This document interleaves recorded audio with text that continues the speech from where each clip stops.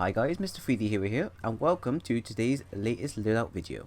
Now, do excuse me as I'm really sorry for uploading this very late. I have been extremely busy for this past week, and I'm hopefully should be able to get back on target for my videos. But at the current moment, yes, you're going to be seeing me uploading videos at a very odd amount of times. Some of them are not edited very well, but I do have a video coming up soon that does give you a full brief lowdown as to why and some of the changes I'm going to be bringing to you. But anyways, today's loadout I'm going to be bringing you the final 6th member, and that is Bear. Now, there's not a lot of information around that tells us who Bear is, and compared to all the other 6th members such as Gates, Davis and Droz, Bear doesn't really have anywhere to basically fit into the game.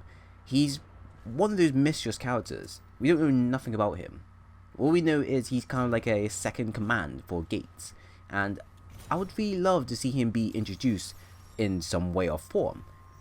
I'm not sure what they could add him in as, because we currently have Gates as a faction leader, and we have Davis and Jaws as a faction leader. So potentially they could go with the same role and make Bear a faction leader, but for what? No one really knows. But anyways, let's go into the main loadout, because that's why you guys are here. So the main loadout for Bear, I chose the class to be AWOL. Now, just by looking at the image that you currently see, AWOL is, you could just generally see from two comparisons. You can see from the standard AWOL clothing and the current AWOL that Bear is wearing. If you want more information just to double check that this is him, just go onto the Titanfall 2 Wikipedia or wiki, and it generally just tell you there that this is what he uses. Now, he doesn't use it in campaign, but this will probably be the first time we can use it in multiplayer. The main primary weapon now he uses is the Mastiff. This here is a weapon that I noticed he used in the main campaign mission, I believe called the Arc, and he's really good with using it. However, using a close range, or should I say close, medium and slightly long range shotgun combined with a class that's only designed for supporting and suppressing area is kind of an odd loadout when you think about it. Now, the second weapon is the P216. You can either go P216 or the RE45. Up to you guys what you generally feel you're comfortable with. I went with the P216 because it's a relatively good weapon. It's quite balanced. It allows you to drop opponents within around 3 to 4 depending on where you land, and honestly it's a weapon that you can just generally roll with, as if you run out of ammo for your main primary weapon you can switch to P216, and honestly it's just a very well and all-round efficient gun to use just as a backup weapon generally. Your anti-Titan weaponry now is going to be the charge rifle. I decided to go with the charge rifle to fit in for the class AWOL, because just from looking at this here, all his loadouts are mainly designed for close and medium range engagements, and that's fine. However, you got to try to fit it for all maps, because in some situations you're not going to have the chance to throw your AWOL down and then use your Mastiff or your P216 to take someone out from a long distance, or try to take out a Titan that is at far distance taking pop shots at you. So to make good use of this, I decided to add in a weapon that's good for long range engagements. Whether you want to take a pop shot at a Titan, or whether you want to take out a pilot that's camping on a very high edge building, I decided to go with that, and it really does do a lot of damage. The ordnance, you can go with two of the ordnance I decided to go with, either the frag grenade or the arc grenade. Now, personally I would say go with the arc grenade, as it allows you to immobilize the target for a few seconds, but it allows you enough time to use your Mastiff, and the Mastiff is a great weapon when it comes down to insta-killing opponents. Now, if the opponent is flying through the air, use the arc grenade and it will drop them down like a stone. At that point there, you can basically slide in and take them out with the Mastiff. But that's if the Mastiff decides to work within your favour. Sometimes you can be up close or slightly off, and the Mastiff will go against you, and at that point there, the opponent can just turn around and melee you. And I've had that many times, because sometimes this weapon can be a godly weapon or a unforsakenly useless weapon. Boost now, I decided to keep it simple like all the other classes. For 6-4, go with dice roll. Makes you pretty much unpredictable, and I don't really see a kind of boost to suit Bear. I see Bear just being someone that does what he wants when he wants, and just be as flexible as possible. Just being there, helping out his teammates, and basically trying to cover their backs as much as possible. Your Titan now is going to be the Monarch. It's going to be the same perks that you use for all the other 6-4 members, except for the last 2 perk, you can either go with XO16 Accelerant or Superior Chassis. Either one of the two will work within your favour. I'll say depending on the map you're playing on and depending on what type of players you're up against, either go with XO16 Accelerant if you're going up against really pro players that actually have a good understanding and grasp of the game and using the Titans to be kind of a pain on the battlefield, or use Superior Chassis to survive much longer on the battlefield and be a persistent or a threat even more, so that you can draw in the heat and then all your friendlies can basically clean up their enemy AI or general players on the field and drop their Titans in. So in many ways you're kind of playing both as a hunter and a prey. Your pilot kits now is going to be Healthy Generation for your first kit, and your second one's going to be Low Profile, or you go with Ordnance Expert. Now, Low Profile is ideal for climbing onto Titans and doing a bit extra damage without them noticing. And Ordnance Expert is also useful as it allows you to have your ordnance recharge at a much quicker rate. Either one of the two will work within your favour, but do be aware that most players will tend to go with Low Profile because of how flexible it allows you. Ordnance Expert is good, but I only see this being more effective if you're playing on a smaller map. A map where you know where a lot of enemies are going to be clustered up on, such as Boomtown or Forward Base Kodai, or even sometimes Colony in the middle section of the town. Now, in terms of actually playing with this loadout here is, like I said, is quite odd because your main primary weapon is a close range, medium, and long range weapon. Quite good, really effective, and it's like insta kill if you land a full body shot, or if you land just a headshot generally with a weapon. The thing that makes the class even more weird though is the fact that your class you're using is the AWOL. Now, the AWOL provides you with extra cover and protection, but also allows you to dish out extra damage. In this case here, you're using a weapon that is kind of going against this in a way, because for a main primary weapon, you probably want to go with something that is more effective at longer ranges, such as the Spitfire, the Devotion, or the Double Take, or the R101, or the Hemlock, or anything that allows you to cover ground from medium to long range engagements and do extra damage. Using the Mastiff though is very debatable, because personally for me, if I was going to use this primary weapon to maximize my effectiveness on the field, I would go with amp weapons instead of going with the dice roll, because then it makes my Mastiff even more dangerous and a threat. Using the AWOL though with the Mastiff kind of changes up your tactic, because using the AWOL you have to lay it down and basically have to stay behind that cover if you want to do extra damage. The only time you'll probably use this AWOL is if you're probably using it to take out a Titan from long distance using your charge rifle, and even that's limited at times because the AWOL has limited amount of health that a Titan can destroy within only a few shots.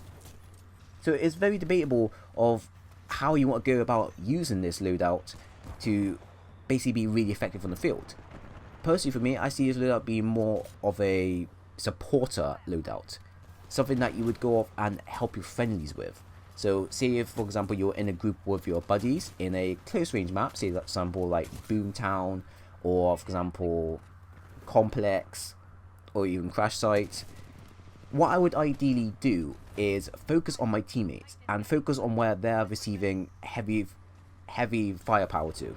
Ideally, if your friendlies are getting attacked heavily by the enemy team and they can't push up and they need that extra push of power, I would throw down an AWOL, and that there will provide them with enough cover and enough damage to dish back out to the enemy and hopefully push them back. Now the AWOL won't last forever, and hopefully the players behind that AWOL will realise and start, moving out, maximising their area, finding different ways to get behind the enemy lines. But for me personally, that's the best way I've learned to maximise it. You can use the AWOL for yourself, and don't get me wrong, using the AWOL with the Mastiff in close range engagements is very effective. The only downside to this though is the fact that if I use the AWOL in a close range environment, and I use it in a corner, for example, and I know the enemy will be coming, all the enemy have to do is either jump over to me, or throw a grenade, a satchel, or even an arc grenade to slow my movement down, and it screws me over very badly. So everything here can work within your favor. It's just down to how you want to maximize it. Do you want to support your friendlies, give them enough firepower while giving them enough defense, while you go around with your main primary weapon and get behind the enemy lines and do some extra damage? Or do you want to use it for your own self, to give yourself extra protection, even though that's kind of going up against your main primary weapon, since your main primary weapon is more effective in close, media, and some long range engagements? Although I could argue and say that you can go ahead and use the AWOL if you're specifically using the P216 or the charge rifle. Both these two weapons are really good against pilots, except for the charge rifle unless you're very accurate. The P216 will become, I believe, a 2-shot or maybe a 3-shot, depending on where you land. The charge rifle does a lot of damage, especially if you don't use the charge track on it against Titans. So this is something that you can become very persistent and take out a player that is always, being an MVP, or a player that's always a pest, such as the Ronin or the Scorch or the Monarchs. And then your boost, your dice roll generally. The thing with the dice roll here is that it can go either two ways for you. It can either play within your favor and allow you an extra bit of damage or an extra bit of support, or it can go completely against you and basically screw up how you want to move around the map and make good use of it. Now, if you get, for example, a hardcover as a boost from the dice roll, this can play within your favor even more, because not only can you throw down an AWOL, you can then also throw down a hardcover to back up that AWOL and do even more damage while getting even more protection. So it's kind of a win-win situation for you right there. And then, like always, when you do get a number of kills and you basically get your Titan down, use your Monarch. Be aware of your last final perks, because your last final perks are the ones that are definitely going to change how the match is going to be. Either it's going to be a win-win for you, or it's going to be a complete loss. Now, if you use the Exo-16 Accelerator, it will basically allow you to do even more damage, and even do more damage from further distances. And I'm talking about, you can destroy a previously dropped tone or ion, or even a freshly toned Monarch with Exo-16 full ammo, as long as you hit all your shots. However, at the same time, if you're the type of person that gets the Monarch really damaged, and you're not the type of person that's able to look after your Monarch, this could go against you, because the moment you unlock it, for example, you could be down to about a silver of health, or to the point of where you're about to hit doom, and that can go against you, because then that's a wasted perk, and you have to go back to square one again just to try to survive as long as possible. Because using Monarch isn't someone that you can just generally jump in, do extremely well, get to your third and final perk and just wipe the whole map. So if that is the case, just go ahead and use Superior Chassis, because Superior Chassis basically gives you extra bit of health and more shields, and that's generally what you want. You want to survive as long as possible on the field, because the more you survive, the more you'll be able to support your buddies, and if your buddies survive longer, they could drop their Titans in. And then if you do get executed or doomed or whatever, it wouldn't matter, because then your buddies would have then dropped their Titans down and start mopping up the whole of the enemy team. And right there, that's a win for you. So in many ways, you kind of played out your part. You've done everyone a favor. You become a prey in most people's eyes, but you also become a predator. You go behind enemy lines while you provide your teammates with as much support as possible using the AWOL. And if the players aren't using the AWOL, you can go ahead and use the AWOL to take out Titans from long distances, or use it to improve your secondary weapon, whatever weapon you use. Just don't use the B3 Wingman standard version, because that is a absolutely terrible weapon. And in general, this loadout here will work wonders for you. If you're someone that enjoys playing a supportive role, this one here is just for you. Now, just one word of warning, I recommend that you play this loadout in more small enclosed maps, because of how your main primary weapon is designed, and because of how the loadout is designed generally. Because like I said, the AWOL works wonders on more smaller maps, as you can basically destroy groups of enemies much more quicker, and support your teammates, as most of your teammates will try to cluster up in the area and try to get as many kills as possible, since most players in this game are kind of greedy, and I'm one of them. And also your Mastiff does wonders as well, because in close range encounters, like I said before, enemies tend to clump up. This makes it a lot easier for you because you can go behind enemy lines, use your Mastiff if you got a amped boost with you available, amp your Mastiff up, go behind enemy lines, wipe up, drop your Titan down, and that's game. So that is the end of the video, and that is also the end of the 6-4 loadouts. So there is no more for the 6-4 loadouts. I'm now going to be moving on to the next loadout that I have planned, and this is going to be a kind of remnant to Titanfall 1 and a specific character that sacrifices life to make the militia's life a lot more easier. And you'll probably like this one because this one's kind of basic, very simple, and completely new for you guys to join and play out.